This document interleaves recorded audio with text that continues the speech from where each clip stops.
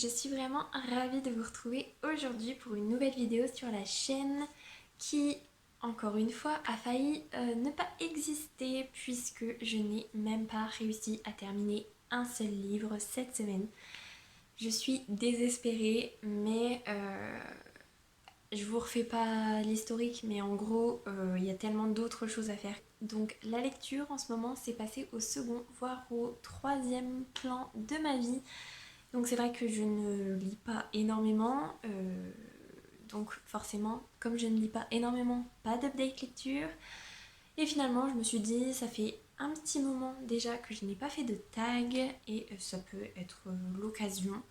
Donc c'est pareil, je me suis un peu perdue pour trouver un tag qui me plaisait et où j'avais pas envie en fait de squeezer des questions. Et finalement, ça va être le tag de chez PKJ, donc 12 livres à lire pour 2020. Et pour ne pas perdre de temps, on va commencer tout de suite. Alors, première question, le livre le plus attendu en 2020. Pour moi, ça va être la question un petit peu où je vais tricher entre guillemets. Le livre que j'attendais le plus en 2020, c'était la sortie de La vie rêvée des chaussettes orphelines par Marie Vareille au format poche. Que en fait j'ai déjà lu en 2019. Donc je l'ai adoré, je l'ai lu sur ma liseuse et je l'ai tellement adoré que je le voulais en format papier. Mais les feel good, les romances, tout ça, je préfère les avoir en poche. Donc il a fallu attendre la sortie. Et si je ne dis pas de bêtises, il a dû sortir le 27 mai. Et j'ai voulu me l'acheter, évidemment, rupture de stock parce que je m'y suis prise un petit peu trop tard, je pense. Donc je vais aller voir cet après-midi en espérant le retrouver. Et si je le trouve cet après-midi, je pense que je me le relirai avant de pouvoir le donner à ma maman et à ma sœur pour qu'elles puissent le lire à leur tour parce que c'était vraiment une trop bonne lecture. Bref, on s'étale pas, mais La vie rêvée des chaussettes orphelines de Marie Vareille, allez-y à fond, c'était trop bien. Deuxième question, un livre PKJ. Alors là, ça a été compliqué, j'ai repris toute ma palle en essayant de trouver un livre PKJ parce que je lis pas non plus énormément de jeunesse et les jeunesses que je lis ne viennent pas forcément des éditions Pocket Jeunesse.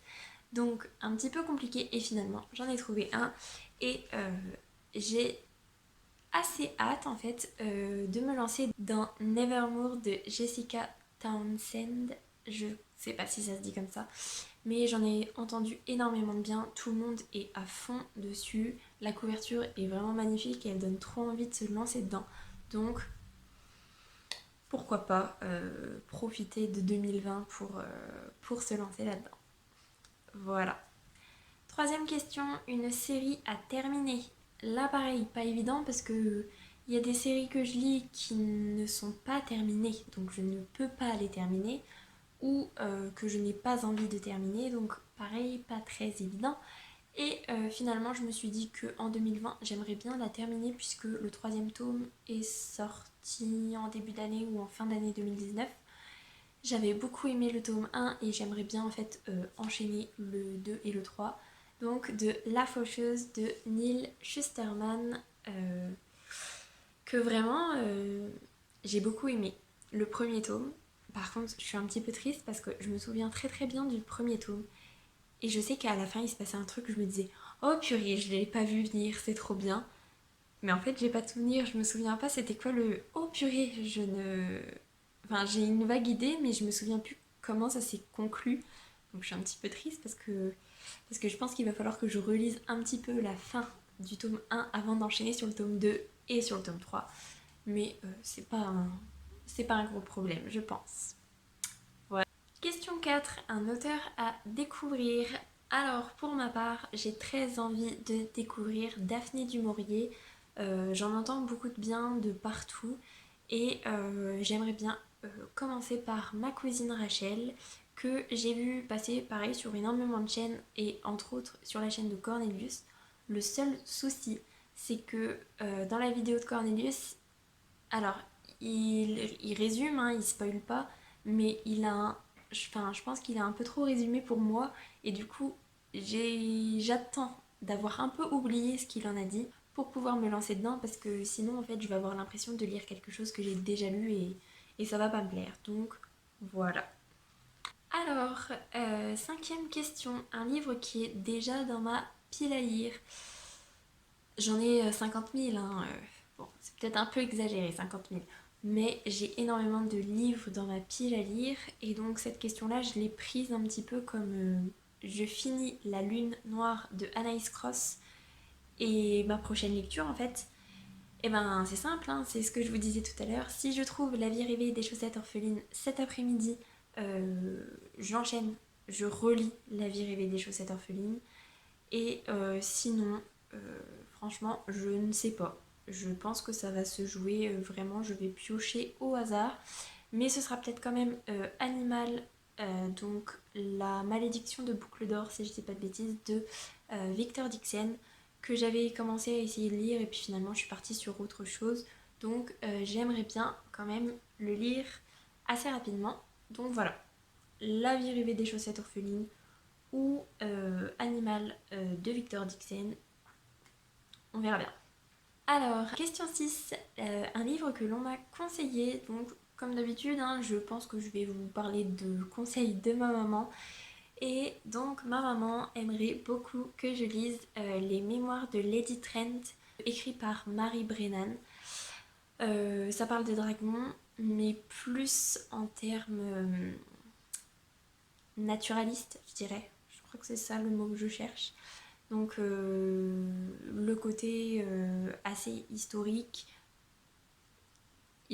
avec des dragons, bon, c'est vrai que c'est un peu bizarre à dire, mais ça fait un peu en fait livre d'époque, ça doit être 18 ou 19e siècle, avec une femme qui, donc Lady Trent, qui va étudier les dragons, si je ne dis pas de bêtises.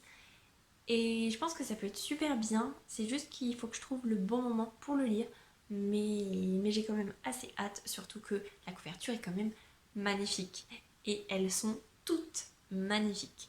Donc voilà. Question 7. Un livre écrit par un auteur de ma nationalité. Donc je suis française, il fallait que je trouve un auteur français. Et j'ai choisi une auteure, du coup, avec Les illusions de Savloir de Manon Fargeton. J'ai adoré L'héritage des rois passeurs que j'ai lu en 2019. Oui, c'est ça. Donc j'ai vraiment trop adoré et je vais me lancer dans Les illusions de Savloir avec plaisir. Peut-être pendant les grandes vacances parce que c'est un énorme pavé et même si j'avais dévoré l'héritage des rois passeurs, je pense qu'il me faut quand même un environnement avec un peu moins de boulot. Donc voilà. Question 8. Un livre dans mon genre de prédilection. Alors, cette question-là, elle a été super difficile parce que je me suis dit, c'est quoi mon genre de prédilection en fait? Je ne suis pas sûre d'avoir un genre de prédilection. Ça dépend en fait de la période parce que je dirais bien que mon genre de prédilection c'est la fantasy. Mais en ce moment, j'ai pas eu envie de lire ça, j'ai plus eu envie de lire de la romance et du feel good, un genre que j'aime énormément aussi. Mais si je devais choisir, je pense que ce serait quand même de la fantasy. Euh, et j'ai choisi du coup La couleur du mensonge de Erin Beauty, je pense que ça se dit comme ça, qui finalement est un petit peu fantasy, aventure, complot politique, tout ça, tout ça. À la base, il me tentait pas du tout. J'avais pas envie, enfin pas spécialement envie de le lire. Et j'ai vu, je ne sais plus qui, bref, j'ai vu sur Booktube quelqu'un en parler en disant que si on avait aimé la saga The Curse de Marie Rutkowski, on allait adorer La couleur du mensonge. Du coup, comme j'ai adoré cette saga, je me suis dit que ça pouvait être plutôt une bonne chose de me lancer dedans. Donc voilà, on va dire que en 2020, j'aimerais bien me lancer dans La couleur du mensonge, qui est une duologie, si je ne dis pas de bêtises.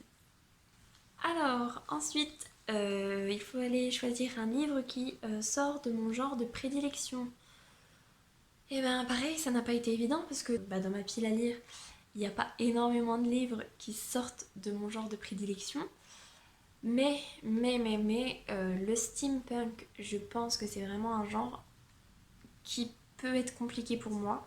Et donc j'en ai déjà parlé dans ma vidéo sur les livres qu'il faut absolument que je lise en 2020. Donc ça tombe bien, ça rejoint un petit peu, il y a un fil conducteur entre ces deux vidéos avec Le Paris des Merveilles de Pierre Pével, qui est du steampunk, que j'ai dans ma bibliothèque, qui est magnifique, que j'ai envie de lire, mais j'ai un petit peu peur parce que le côté steampunk, je sais pas si ça va vraiment me plaire ou pas. Donc voilà, je le lirai en 2020, obligatoire, mais est-ce que je vais accrocher ou pas? Je ne sais pas. Question 10, un livre avec une belle couverture. Donc c'est pas compliqué, hein. Je suis allée dans ma palle et puis j'ai regardé la couverture qui me tentait le plus. Et c'est Shadow Scent, donc le tome 1, Le parfum de l'ombre, de P.M. Freestone. Pareil, je ne sais pas si je le dis correctement. Il est objectivement magnifique et je pense que celui-là, c'est... Je l'ai mis essentiellement parce que la couverture est magnifique. Ce qui est peut-être un tort, puisque j'avais fait exactement pareil pour Grim Lovelace, qui est magnifique. Il a vraiment une couverture époustouflante et j'avais été énormément déçue par l'histoire. Mais j'espère que là, le contenant et le contenu seront aussi bien l'un que l'autre. Je sais pas si on peut dire ça d'un livre, mais bon. Bref. Question 11. Un livre d'un auteur que j'aime beaucoup. Donc là, en l'occurrence, ça va être une auteure. Et j'aime beaucoup Colleen Hoover, comme je vous ai dit la dernière fois. J'aimerais bien lire énormément des livres qu'elle a écrits. Et dans ma pile à lire, il y a encore Confess. Je ne sais plus de quoi ça parle, mais il me donnait bien envie. Donc voilà. Et puis je pense que ce sera une lecture assez rapide. Donc voilà. Et la dernière question, donc question 12, un livre que j'ai déjà lu en 2020. Donc pareil, ça va être compliqué puisque j'ai lu quand même pas mal de livres en 2020. Et finalement, j'ai décidé de vous reparler un petit peu de Magic Charlie de Audrey Alouette, que j'ai adoré. Et en fait, pour moi, il y a tout dedans. Il y a le côté couverture excessivement magnifique. Il est vraiment, enfin, c'est un objet livre de folie. Il est vraiment trop beau. C'est un jeunesse que j'ai énormément apprécié, alors que les jeunesses, je m'en détache un petit peu en ce moment parce que j'ai un peu plus de mal. Donc je l'ai adoré. J'ai adoré les personnages, les animaux de compagnie, les familiers. J'ai adoré. L'histoire était super prenante. Euh, voilà, en fait, pour moi, ça, quand j'ai repris en fait tous les livres que j'ai lus en 2020, j'ai eu d'autres coups de cœur, hein. J'ai eu La Passe Miroir que j'ai relu intégralement, mais celui-là, en fait, c'était vraiment... J'étais pas sûre de moi en le commençant. Il y avait que la couverture au final qui me subjuguait et finalement, en fait, j'ai adoré ma lecture de A à Z, les personnages, tout. Donc voilà, pour le livre que j'ai déjà lu en 2020 et qui pour le coup m'a vraiment totalement convaincue, même si de base c'était pas gagné d'avance. Voilà pour aujourd'hui, j'espère que ce tag vous aura plu. C'était un peu le tag du j'ai pas d'idée mais j'ai quand même envie de faire une vidéo. Et puis en même temps ça fait longtemps que j'ai pas fait de tag donc pourquoi pas. Je m'excuse par avance pour la luminosité qui a l'air d'être un peu pourrie, mais il a fait un soleil magnifique depuis tellement longtemps que je ne me souviens pas de la dernière fois qu'il a fait moche. Et évidemment, je choisis le jour, même pas en fait, il faisait beau toute la matinée. Je choisis le moment de la journée où il commence à faire un peu moche pour tourner. Bref. Donc, je vais vous laisser pour aujourd'hui. Si cette vidéo vous a plu, n'hésitez pas à mettre un petit pouce dans les airs, à vous abonner à la chaîne et à venir discuter avec moi en commentaire. Ça me fera super plaisir. En attendant, je vous souhaite une très belle semaine, de très belles lectures et je vous dis à la semaine prochaine. Salut!